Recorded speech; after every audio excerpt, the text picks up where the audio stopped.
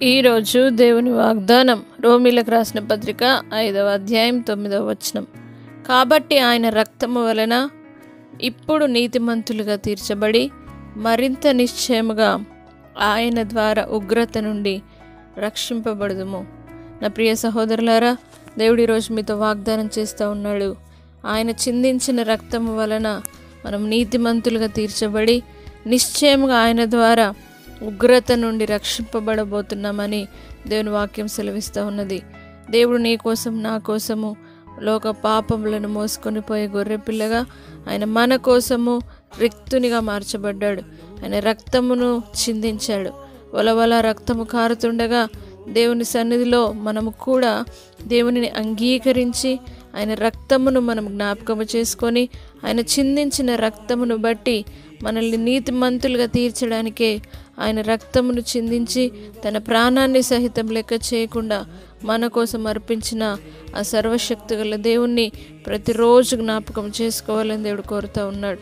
మరింత నిశ్చయంగా ఆయన ద్వారా ఉగ్రత నుండి రక్షింపబడుదుము అని దేవుడు సెలవిచ్చాడు. ఉగ్రత నుండి రక్షింపబడడానికి నేను మనమందరము చేసిన ప్రతి పాపములను ఆయన సిలువలో మోసాడు. ఆయన రక్తము చిందించుట ద్వారా ఉగ్రతను తప్పించడానికి ప్రతి ఒక్కరు రక్షణార్థమై దేవుడు తన యొక్క ప్రాణాన్ని అర్పించినాడు. కాబట్టి ఇదే దినం ప్రతి ఒక్కరు అప్పగించుకోండి. ఆయన రక్తము వలన ప్రతి ఒక్కరు నీతిమంతులుగా తీర్చబడి మరణిశ్చయంగా ఉగ్రత నుండి రక్షింపబడుదురుగాక. ప్రార్థన. పరిశుద్ధుడా, నమ్మదగిన దేవా, నీకు వందనాలు చెల్లిస్తున్నాం.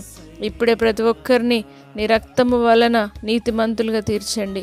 మరింత నిశ్చయంగా ప్రతి ఒక్కరు ఉగ్రత నుండి విడిపించండి దేవ. ప్రతి ఒక్కరిని మీరు రక్షించండి.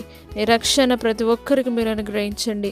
మీరు చిందించిన రక్తమును బట్టి మనుషుల యొక్క పాపములన్నిటినీ మీరు కడగడానికి, మనుషులను లోక పాపములను మోసుకొని పోయే గొర్రెపిల్లగా మనుషుల కొరకు నాయన, ప్రతి వ్యక్తి కొరకు నాయన, ప్రతి పాపం నుండి విడిపించి నీతిమంతులుగా తీర్చుట కొరకు మీరు రిక్తునిగా మార్చబడ్డారన్న విషయాన్ని ప్రతి ఒక్కరు గ్రహించుదురుగాక.